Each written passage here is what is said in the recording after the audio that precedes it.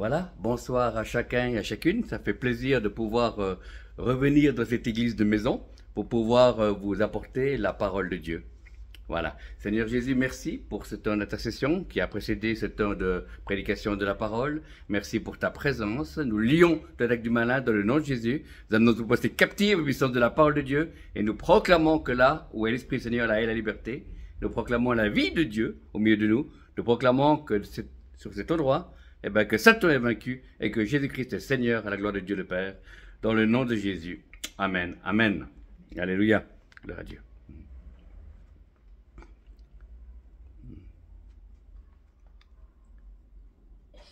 Le Seigneur dit, je te vois, je te connais, c'est moi qui t'ai choisi, c'est moi qui t'ai établi, c'est moi qui viens dans ton cœur.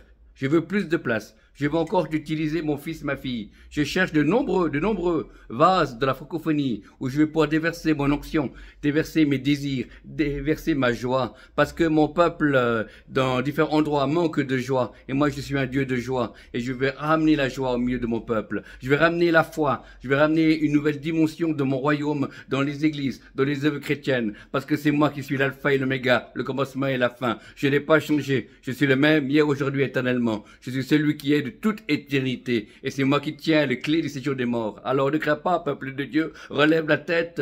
Les temps de la fin sont pas faciles, mais moi je suis avec toi. Et tu es proche de mon retour. Je reviens bientôt. Prépare ton cœur. Mets ta vie en règle. Je viens bientôt, dit le Seigneur. Alors, n'aie pas peur. Moi, j'ai encore envie de déverser mon esprit. Mais je cherche encore des hommes et des femmes, des jeunes gens et des jeunes filles, des personnes qui sont prêts à recevoir davantage ma gloire, davantage ma présence. Recherche-moi, invoque-moi d'un cœur pur et je te répondrai. Je n'ai pas changé. Je suis toujours le Dieu du feu, toujours le Dieu de la foi, le Dieu de l'éternité. Et je suis là au milieu de vous. Et c'est moi qui règne sur les nations. C'est moi qui règne sur les parlements. C'est moi qui règne en francophonie. Je n'ai pas changé. Et moi, j'ai besoin d'un peuple nombreux qui se lève, auquel je vais pouvoir déverser mon onction pour pouvoir l'utiliser pour la grande moisson des temps de la fin. Alors, peuple de Dieu, ouvre ton cœur, ouvre tes oreilles, reçois mes instructions, car je suis doux et humble de cœur. Je n'ai pas changé. Je veux encore que les âmes rentrent dans mon royaume. Je veux encore que mes enfants se préparent, se sanctifient et rentrent dans une dimension d'intimité avec moi. Que celui qui les écoute ce que l'Esprit dit à l'Église. Amen. Gloire à Dieu, c'était pas prévu.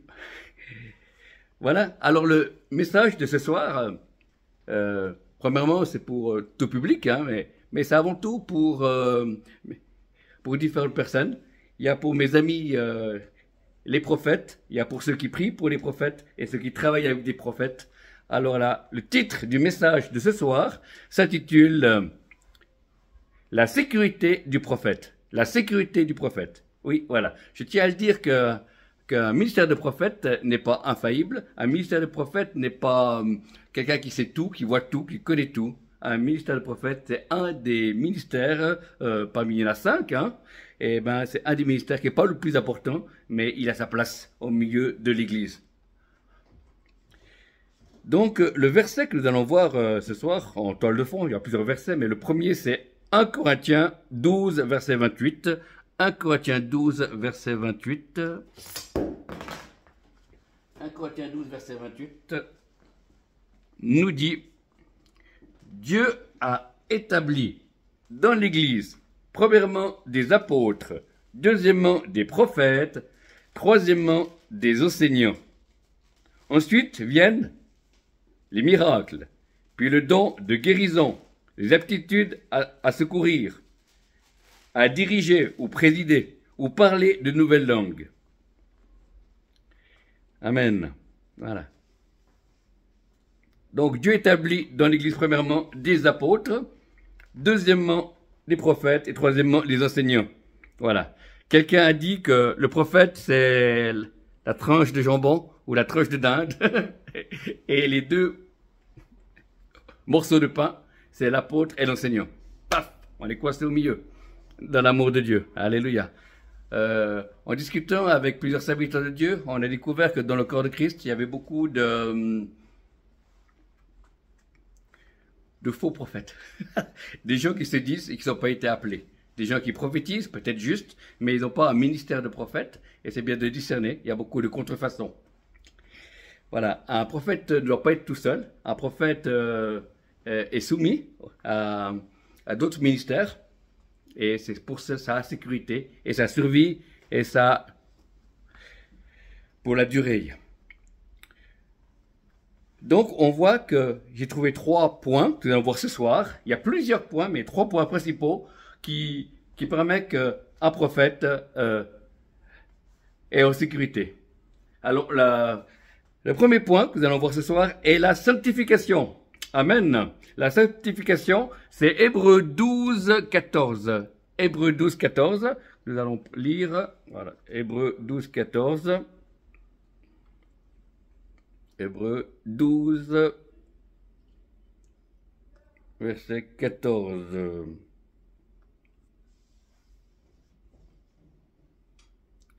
Recherchez la paix avec tout et la progression de la sainteté. Sans elle, personne ne verra le Seigneur. Recherchez la paix avec tous et la progression dans la sainteté.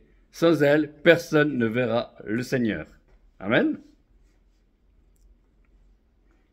Donc la sanctification est pour tout le peuple de Dieu. Amen. Mais il y a des degrés de sanctification qui est demandé à quelqu'un qui est appelé à un des 5 ministères d'apôtre, prophète, évangéliste, pasteur et enseignant. Il est plus demandé. Amen. Mais tout chrétien est appelé à se sanctifier. Amen. On va tous de gloire en gloire. C'est pour ça que quelqu'un qui se dit prophète et qui ne marche pas de la sanctification, il y a un problème. Pas dire qu'il n'y a pas un appel, mais il y a un moment où Dieu va transformer nos cœurs. Dieu nous prend là où on est, il nous sauve. Amen. Le salut est gratuit. Mais après, pour le travail, quand il y a un appel, eh ben, Dieu permet que vous passiez par des difficultés, par des victoires aussi, pour préparer nos cœurs. Et la sanctification, en amont, c'est simplement enlever des choses qui nous embêtent ou des choses qui nous freinent. Amen.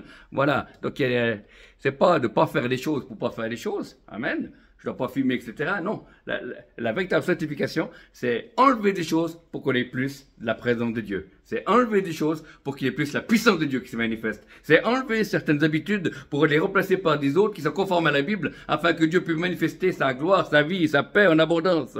Parce que Dieu est un Dieu de vie, Dieu est un Dieu de puissance, Dieu est un Dieu d'amour. Et comme disait l'apôtre Paul, ma prédication ne repose pas sur les discours persuasifs de la sagesse humaine, mais démonstration de force et de puissance. Alors donc, on est appelé à la sanctification. Alléluia. Et c'est individuel, mais également, c'est une marche quotidienne. Amen. Je ne prêche pas tous les jours, mais je me sanctifie tous les jours. Et il y a des temps de sanctification, il y a des temps de prière tous les jours. Voilà. Mais c'est beau, ça fait partie du ministère. C'est la face cachée de la croix. La croix, pour un serviteur de Dieu, c'est un peu comme une pièce de monnaie. Il y a le côté public, on le voit exercer, prier pour les malades, prophétiser, amen. Et l'autre côté, il y a les temps de renoncement. L'autre côté, il y a des temps où de mise à part et de protection, où que Dieu demande à ses prophètes ou à d'autres ministères. Voilà. Il y a des discussions que je n'aurai plus. Il y a quand des personnes parlent de certaines choses, je change de table. Il y a des choses il y a des personnes avec qui je veux plus fréquenter. Des chrétiens qui sont trop négatifs, il y a un degré d'onction qu'on doit garder. Amen. Et j'aime beaucoup ce que disait un ami à moi, apôtre, il préfère perdre des amitiés, même des hommes de Dieu, mais pour garder l'onction. Et moi, je vais être de ces catégories, de ceux qui préfèrent l'onction aux personnes. Amen. On veut tous la puissance, mais la puissance... il faut la sanctification. Il n'y a pas de puissance sans sanctification, sauf exceptionnellement si Dieu veut passer. Mais sinon, en règle générale, c'est la sanctification, le chemin obligé pour tout prophète ou tout ministère ou tout chrétien. Et on va de gloire en gloire. C'est justement le regretter l'apôtre Pierre Touchel qui expliquait que depuis qu'il était rentré dans un nouveau degré de sanctification, il pouvait chasser des démons de plus grande puissance de personnes et ça mettait moins de temps qu'avant parce qu'il avait découvert qu'il était sanctifié, il y avait plus de la présence de Dieu, il y avait une nouvelle autorité qui était là et les démons partaient. Alléluia. Gloire à Dieu. Que nous puissions tous avancer dans la sanctification. C'est une marche obligée. On ne peut pas passer à côté. Si on veut avoir porté du fruit, si on veut que l'onction de Dieu repose sur nous, s'il veut que notre ministère porte du fruit, il faut que nous puissions vivre et marcher dans la sanctification. La sanctification n'est pas du légalisme. Le légalisme, c'est vouloir obéir à la Bible avec nos propres forces. C'est-à-dire que la sanctification, c'est avec l'aide du Saint-Esprit, et nous la croire et vouloir, et on se laisse remplir de Saint-Esprit, et celui qui est en nous est plus fort que celui qui est dans le monde. Amen. Et c'est le Saint-Esprit qui lie le péché en nous. Amen. Le Saint-Esprit dans notre esprit, âme et corps. Et quand nous péchons, c'est parce que l'être intérieur n'est plus prisonnier du Saint-Esprit. Et après, on s'éloigne de Dieu, mais par la repentance, on peut revenir. Et ça, je me dire, c'est facile de perdre la présence de Dieu, mais c'est facile de la retrouver. Ça, c'est la bonne nouvelle. Amen. C'est pour ça qu'il y a l'avenir pour le peuple. Amen. Donc, la sanctification est quelque chose qu'on ne joue pas avec, c'est quelque chose de sérieux. Amen. Dieu est sérieux. Et la sanctification vient aussi avec la crainte de Dieu. La crainte de Dieu doit revenir dans les églises. Certains serviteurs de Dieu n'ont pas la crainte de Dieu et ça doit revenir dans nos ministères. La crainte de Dieu est le commencement de la sagesse, nous dira dans les Proverbes. La crainte de Dieu, c'est pas la peur de Dieu. La crainte de Dieu, c'est le respect de Dieu. Il y a des moments où je peux avoir peur de Dieu. Il y a des visitations où l'onction de descend. J'ai eu peur de Dieu des moments parce que lui a toute autorité. Il a pouvoir de vie et de mort sur chacun d'entre nous. Amen. Que Ananias et Saphira ont péché, ils sont morts. Et qu'est-ce qu'il dit la Bible? La crainte de Dieu s'empara de l'Église. Amen. Et on respecte Dieu. Et c'est la crainte de Dieu qui nous permet de pouvoir avancer aussi de la sanctification. Si tu ne crains pas Dieu, tu vas faire n'importe quoi. Comme j'ai fait n'importe quoi au début de ma conversion. Amen. Ça ne veut pas dire que je t'ai pas sauvé, ça ne veut pas dire que tu n'aimes pas Dieu, mais il y a quelque chose. Et dans la crainte de Dieu, il y a des choses que l'on ne fait pas ou qu'on peut dire non. Amen. Alléluia. Quand j'étais chrétien, nouveau chrétien, il y a pas mal d'années, je suis converti en 89, il y avait à un moment donné une jeune femme qui n'était pas chrétienne qui m'a dit Martin, j'aimerais coucher avec toi. Voilà. Et aussitôt le Saint-Esprit m'a parlé, il m'a dit Martin, pars d'ici, il y a un appel sur ta vie. Et je ne sais pas pourquoi j'ai obéi à cette voix et je suis parti. Elle n'était pas contente et je suis parti, j'ai pris l'escalier et je suis parti. Amen. Pourquoi? Parce que je savais qu'il y avait un appel sur ma vie. Et on ne joue pas avec l'appel de Dieu. Amen. Il y a beaucoup d'appelés et peu d'élus. Et là, il faut que la crainte de Dieu revienne de l'église de francophonie.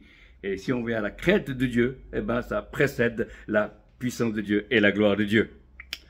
Donc, c'est le premier point pour un ministère de prophète ou tout chrétien, c'est la sanctification.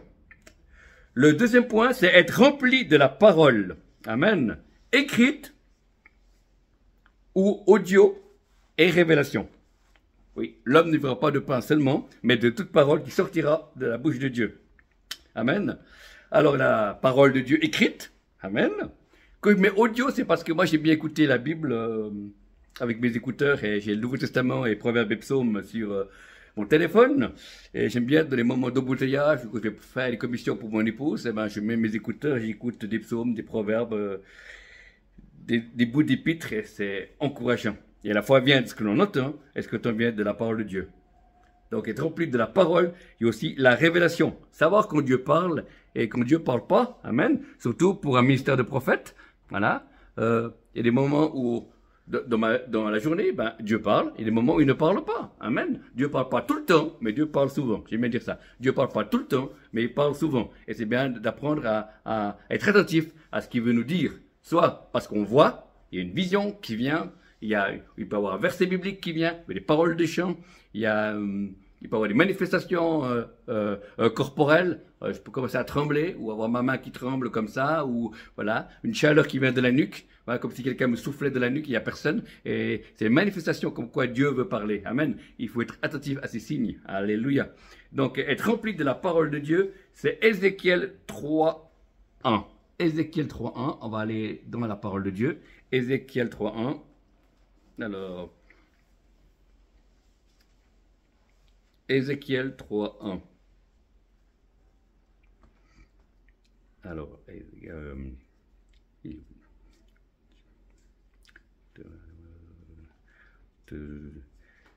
Ézéchiel 3:1. Ézéchiel a trouvé là. Je n'ai pas les bonnes lunettes. Je ne crois pas que c'est Ézéchiel. Si quelqu'un trouve Ézéchiel 3:1, je vais chercher de mon côté. Il me dit, fils de l'homme, mange ce que tu trouves. mange ce rouleau et parle à la maison d'Israël. Amen. Merci beaucoup. Voilà.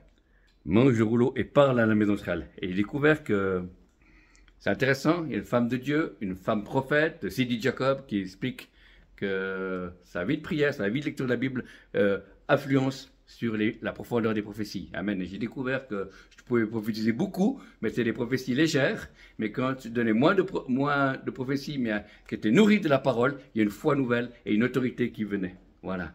Donc, être rempli de la parole. Alors, pour un prophète, et la parole, ça fait partie de sa vie, hein, c'est sa nature, sa deuxième nature. Hein. À tout moment, on est plongé dans la Bible, à n'importe quel instant, jour et nuit, à des moments où, voilà, on est vraiment confronté à la parole. Et la foi vient de ce que l'on entend, ce que l'on veut de la parole de Dieu. Mais également, un prophète lit la Bible beaucoup, simplement parce qu'il aussi dit que vous allez garder ma parole et la parole vous purifie. Amen. Vous allez garder mes paroles.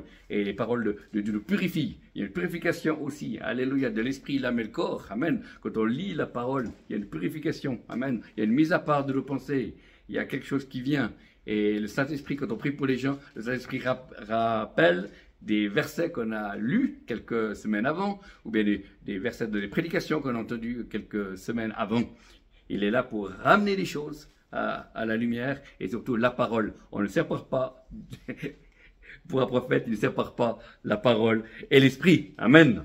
C'est comme une pièce de monnaie. Il y a l'esprit d'un côté et la parole de l'autre. Amen. Et là, il y a l'Esprit Seigneur, là, il y a la liberté. Là où il y a la puissance, il y a la vie, il y a la parole. Amen. Au commencement était la parole était avec Dieu, et la parole était Dieu. Tout était fait par la parole. Amen. Rien n'était fait sans elle. Alléluia. Gloire à Dieu. Alors la parole est la plus haute autorité. Comme je dis toujours, la Bible, c'est le plus long SMS du monde que Dieu nous a écrit.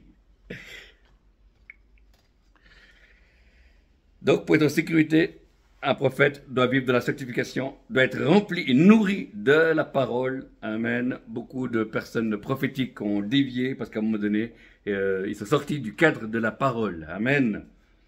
Plus on connaît la parole, moins on peut être séduit par des erreurs prophétiques ou des erreurs doctrinales. Amen. Il faut connaître la Bible, il faut la lire, la comprendre, l'étudier.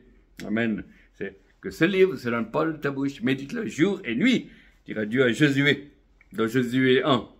Donc, être rempli de la parole écrite et audio et les révélations. Voilà, les révélations, des fois Dieu donne, des fois Dieu donne pas, mais ce qui compte, c'est sa présence. On ne vit pas seulement pour des révélations, on vit pour la présence de Dieu. Amen.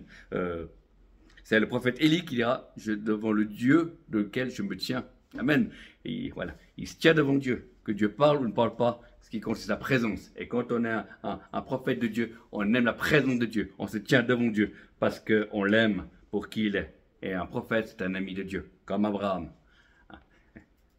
Amen. Un ami de Dieu, on aime du temps passer avec Dieu pour sa présence. Qui parle pas, qui donne pas. Il est Dieu, il fait ce qu'il veut. Et c'est beau des fois quand on prie pour différents sujets, mais ça prend du temps. Le fait d'être avec mon Dieu, avec mon roi, avec mon Seigneur, c'est un beau voyage. C'est une belle aventure. Et là, il peut nous renouveler. Là, il peut enlever nos inquiétudes. Là, il y a des choses qui se passent. Il y a la prière en langue, l'adoration, la louange. Il peut avoir des visions. On peut avoir des pensées prophétiques, ou des fois, il n'y a simplement que la paix.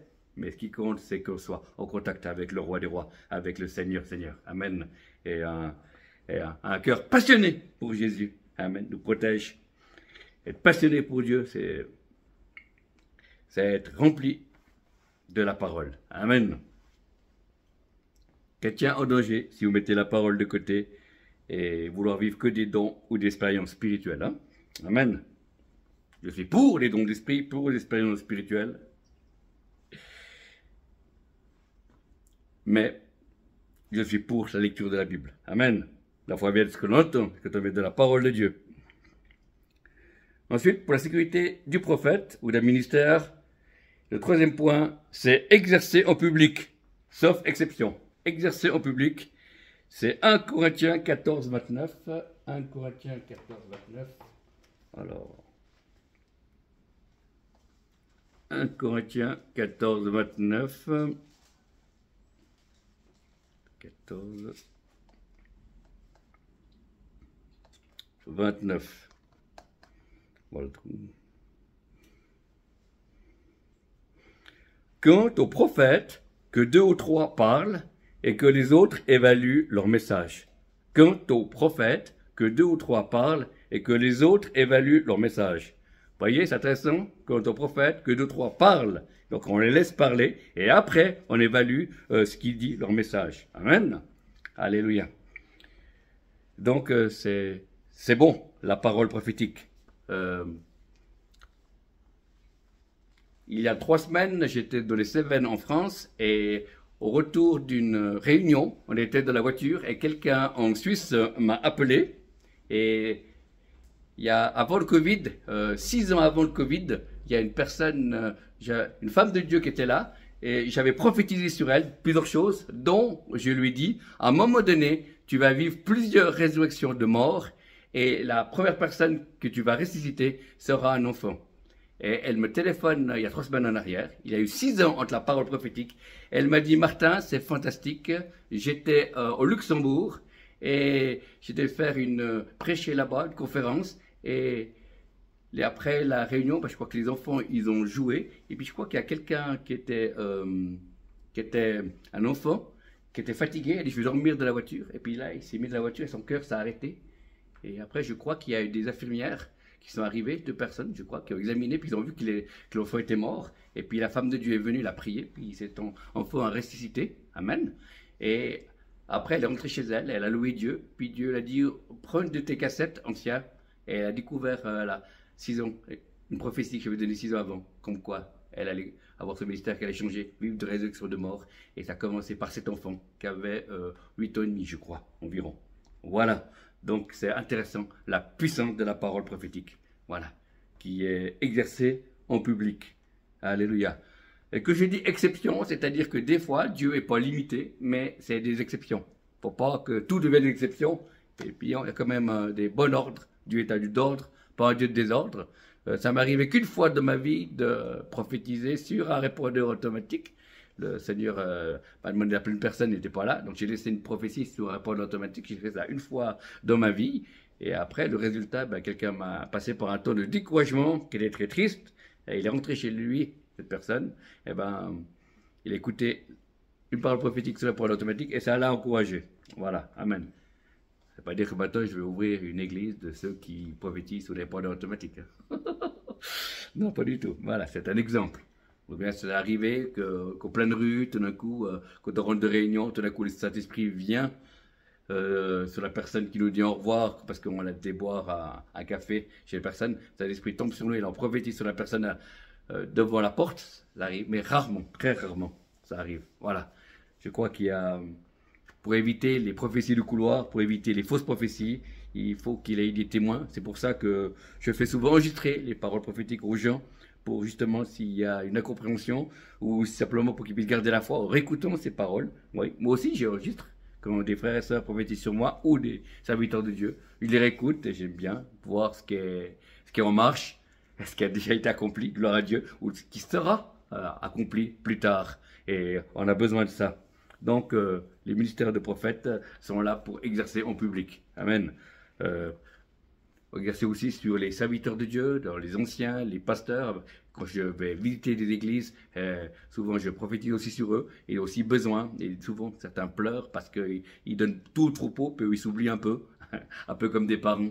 Voilà, et c'est bon qu'ils aient aussi des paroles prophétiques, qu'ils ont besoin d'avancer avec le troupeau que Dieu leur a donné.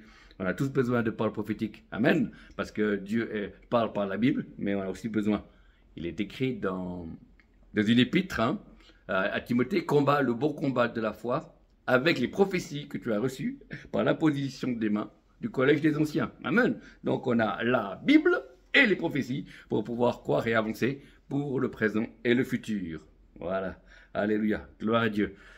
Seigneur, je vais te prier pour les personnes qui nous regardent, qui sont là, te prier pour que nous puissions tous grandir dans la sanctification, dans le nom de Jésus. Que nous soyons ministères ou pas, et même si on est prophète ou autre ministère, nous puissions grandir plus loin de la sanctification, dans le nom de Jésus. Amen. Et pour être remplis de la parole, que nous soyons membres d'église ou prophètes ou ministères, que nous puissions grandir et passer du temps dans la lecture de la parole de Dieu, dans le nom de Jésus. Amen. Et que nous puissions aussi exercer les dons de l'esprit en public, que nous soyons ministères ou pas, nous puissions exercer les dons publics, afin que beaucoup soient édifiés dans le nom de Jésus, dans le nom de Jésus. Alléluia. Amen. Merci Seigneur pour cette onction prophétique. Merci pour les ministères. Merci pour ceux qui prient pour les ministères. Que tu bénisses ceux qui prient pour les ministères, ceux qui nous encouragent aussi. C'est dans les deux sens. On encourage le peuple de Dieu, mais également on est encouragé par le peuple de Dieu. C'est donnant, donnant, c'est beau. On partage, c'est ça le royaume de Dieu. Amen. C'est pas des supérieurs avec des inférieurs, c'est des vases communicants. On a besoin des uns et des autres. Amen. On est tous appelés à recevoir et à donner. Amen. C'est ça que nous pouvons grandir et avancer dans la foi, dans notre marche. Et que nous puissions, de la francophonie, il puisse y avoir encore de nombreux apôtres qui s'élèvent dans le nom de Jésus, de la francophonie, de nombreux prophètes, des pasteurs, des enseignants et des docteurs. On a vraiment besoin, pour cette fin des temps, d'avoir ces hommes et ces femmes de Dieu. Et s'il y a des ministères qui sont tombés, que tu puisses les restaurer, qu'ils puissent se repentir et repartir dans le combat. Parce qu'il y a beaucoup d'ouvriers. Et il y a beaucoup, pardon, la moisson est grande, il y a peu d'ouvriers. Que tu puisses relever ceux qui sont tombés dans le nom de Jésus. Que ceux qui ont pris un arrêt sabbatique parce qu'ils ont été blessés, qu'ils puissent revenir de la course dans le nom de Jésus, par ta grâce. Merci Seigneur, parce que les dons et les appels sont irrévocables Seigneur. Alors merci, remplis-nous d'amour et nous puissions recevoir de Dieu au travers des ministères et au travers de chaque frère et chaque sœur. On a tous chacun à offrir, parce que Dieu nous a créés avec des dons naturels, des dons spirituels. On a besoin d'un corps entier pour pouvoir faire l'œuvre de Dieu ici en francophonie. Voilà, que le Seigneur vous bénisse, que le Saint-Esprit vous dérange, et je vous remercie d'avoir accueilli la parole de Dieu. Maintenant, on va passer à un temps prophétique. Alléluia, gloire à Dieu. Nous libérons l'onction prophétique au milieu de nous, dans le nom de Jésus. Amen et amen.